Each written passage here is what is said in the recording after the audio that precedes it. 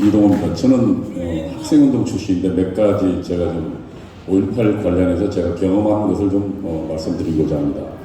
우선 첫 번째 5.18 전에 제가 부산에서 기독청년회 총무로 활동할 때 그때 김대중 비서가 있었습니다. 노경주라는 사람인데 지금은 뭐 나이 훨씬 많이 됐겠죠. 그 사람이 저에게 다가왔습니다. 그리고 김대중을 만나고 가자고 했습니다. 그래서 아마 지금 겨울인데요. 동기동에 김대중 씨를 만나고 왔습니다. 그리고 그 후에 5.18이 터졌습니다. 5.18 터지고 제 기억에는 5월 18일, 19일이나 20일경으로 짐작합니다. 뭐 아주 오래된 일이니까요. 어쨌든 그때 저에게 약 100여 장의 그 삐라를 갖고 왔습니다. 삐라가 아니고 지금 예를 들면 성명서 같은 거죠. 그러니까 근데 거기에 내용이 보면 그러니까 제가 지금 가장 그리고 5월달에 5월만 되면 청년들이 5.18만 되면 굉장히 열병을 앓듯이 알았습니다. 그 내용들이 뭐였냐면 각 대학교에 뿌려진 내용, 5월의 노래도 뿌렸습니다. 뭐 이렇게 꽃잎처럼 뿌려진 너의 젖가슴, 그 다음에 임산부의 배를 갈랐다, 경상도 청년들이 술을 먹고 광주 시민을 학살했다, 이런 내용들이 당시 20대 청년들의 정말 가슴을 끓게 했거든요. 모두 5월만 되면 열병을 앓게 했습니다. 그런 만행을 저지른 전두환 정권에 대해서 증오심을 갖게 했죠. 근데 그때 저에게 그때 노경규라는 사람이 줬던 삐라가 바로 그런 내용입니다. 술을 먹은 경상도로 구성된 공수, 전부 새빨간 거짓말입니다. 제가 그 후에 특전사에 차출돼서 갔었는데 그때 광주에 갔던 사람도 있었습니다. 그 사람들 중에 호남 사람도 있었어요.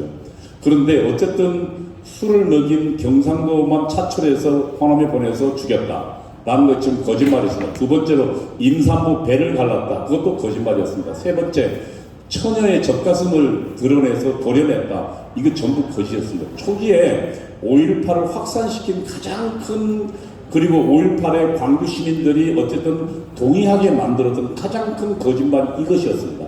그리고 이 내용을 당시에 방송 차량을 들고 전 누구라는 여자죠. 그 여자가 광주 방방곡곡을 돌면서 경상도 청년이 우리를 지금 경상도로 구성된 공수부대 우리 광주 시민을 다지고 있습니다. 그리고 처녀의 젖가슴을 잘라내고 있습니다. 임산부의 배를 갈랐습니다. 이런 선동들이 사태를 훨씬 악화시켰습니다. 전부 거짓이었습니다. 다시 말하면 당시 김대중 주변에 있던 사람이 저에게 그 문건을 줘서 제가 10여 차례 부산에서 그것을 뿌린 기억이 있습니다. 여러분, 어떻게 광주에서 이루어진 일들이 저에게 하루 만에 그 삐라가 저에게 왔겠습니까? 저는 그래서 정광훈상이 밝혔던 CIA 보고서, 김대중 지지자들과 고정 간첩들의 소행이다 라는 것을 저는 분명히 확신할 수 있습니다. 왜냐하면 여러분 지금 보십시오. 민노총의 여러 간첩망이, 충주, 제주 모든 간첩망이 민노총에 집중되어 있었습니다. 그리고 그 전에 지금 저희가 전라북도에 있는 고정 간첩이 북한에서 내려온 것은 김대중 대통령 당선을 도와라였습니다. 김대중 주변에 그와 같은 간첩망 없었을까요? 저를 김대중에게 데려가고 그런 부른 삐라를 지키라는 사람은 누구였을까요?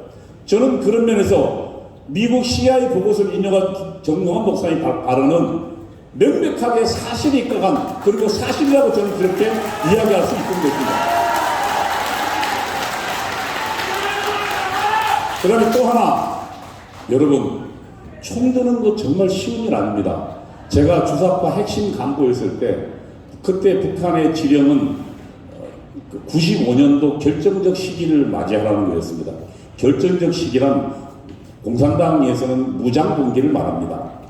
그래서 저희 핵심 내부에서는 무장 투쟁을 어떻게 할까에 대해서 의논했습니다. 핵심 한 서너 명 모여서요. 그때 도시에서 무장 봉기를 이루려면 어떤 무기를 획득해야 됩니다. 그럼 무기고가 어디 있었느냐? 그런데요, 당시 명색이 제가 지도부였는데 가슴이 벌렁벌렁했습니다. 여러분, 제가 분명히 제 경험에 의해서 진행할 수 있는데요, 당시 광주에서요, 광주 5.18이 터진 지 이틀 만에 4시간 만에 광주 전역에 47군데인가요? 파출소 무기고를 전부 습격하고 무기를 들었습니다. 그거요 절대로 광주 시민이 할 수 있는 일이 아닙니다, 여러분. 그래서 저는 왜 그러면 주사파들이 도대체 이 5.18에 수많은 의혹이 있음에도 불구하고 의혹 제기부터 못하게 하느냐? 저는 저들이 지금 대한민국의 중요한 역사 전쟁을 벌이고 있다고 생각합니다. 대한민국을 만들어낸 대한민국의 자유민주주의 정통 세력을 살인마로 만들고, 그리고 저들은 정의에 저항하는 정의로운 세력으로 탈바꿈해서 대한민국을 정복하려는 역사전쟁이다. 저는 이렇게 생각하는 것입니다. 저는 여기에 절대로 굴할 수 없다는 것이 저의 생각입니다. 감사합니다. 네, 수고하셨습니다. 자, 여러분, 5.18 특별법은 그냥 특별법입니다. 헌법 위에 있는 법이 아니에요. 그런데 지금 5.18 특별법이 헌법을 조롱하고 있다는 거. 대한민국 헌법학회 회장을 지내신 김학석 교수님의 설명을 드리도록 하겠습니다.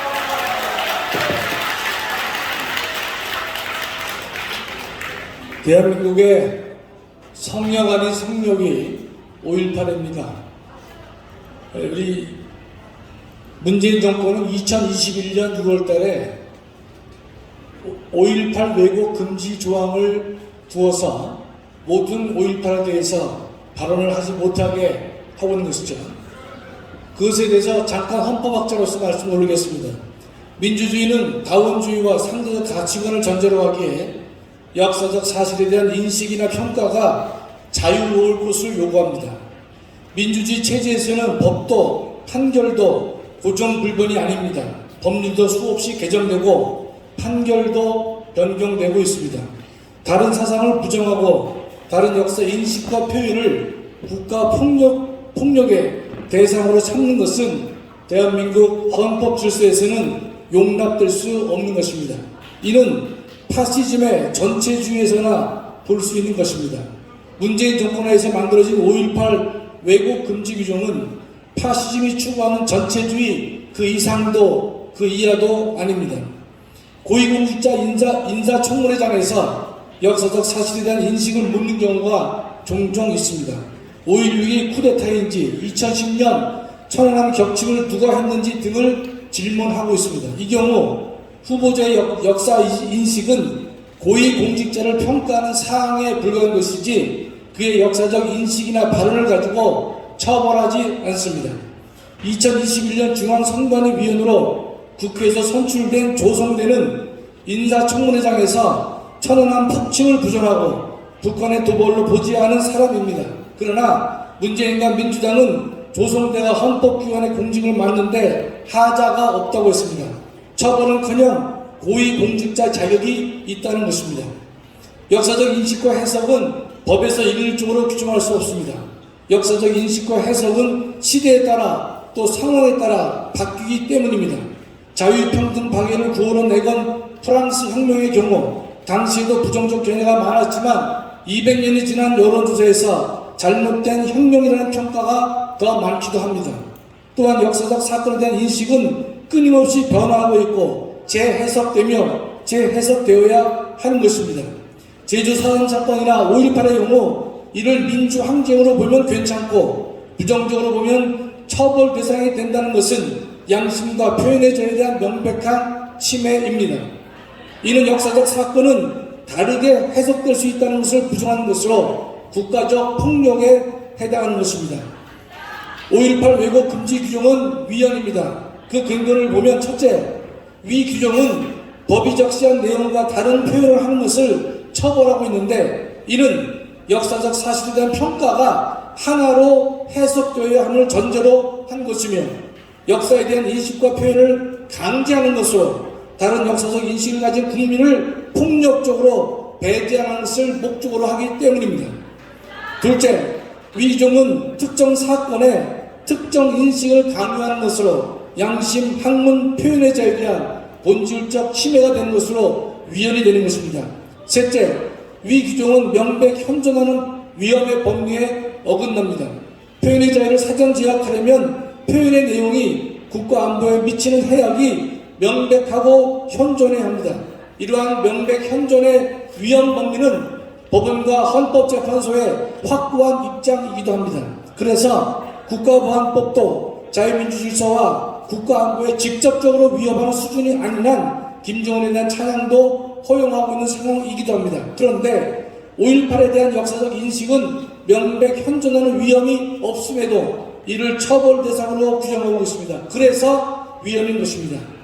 넷째, 위규정은 적용에 있어 평등의 원칙에 위배될 소지가 매우 큽니다. 5.18을 민주주의 확립 과정에서 펼쳐진 민주화 운동이라고 보는 것은 처벌되지 않습니다. 더 나아가 5.18을 계급투쟁과 혁명투쟁으로 보거나 미국에 대한 반제투쟁으로 보는 북한의 입장을 대변해도 왜곡으로 보지 않습니다.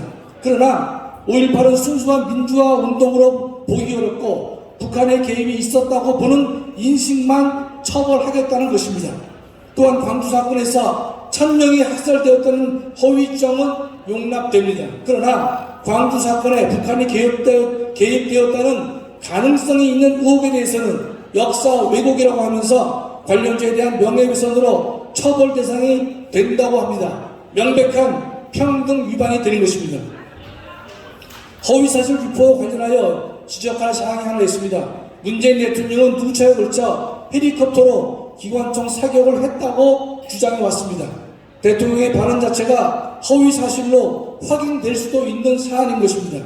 만일 헬리콥터로 기관총을 사격했다는 사실이 밝혀지지 않는 한 문재인부터 허위사실 유포로 처벌 대상이 되어야 할 것입니다. 이보다 더 큰 허위사실 유포는 없기 때문인 것입니다. 그러나 동법의 취지는 기관총을 사격했다는 허위사실의 유포는 처벌 대상이 아닌 것 같고 오히려 기관총 사격을 안 했다는 것만을 처벌 대상으로 보는 것 같습니다. 결론입니다. 5.18 왜곡금지법은 역사 인식과 표현을 처벌 대상으로 삼겠다는 것으로 법과 다른 개인의 역사 인식을 처벌 대상으로 삼겠다는 것입니다. 개인의 역사 인식을 처벌 대상으로 삼겠다는 것은 자유에 대한 유린이요 국가의 사상적 강제로서 우리 헌법상 결코 용납될 수 없는 것입니다.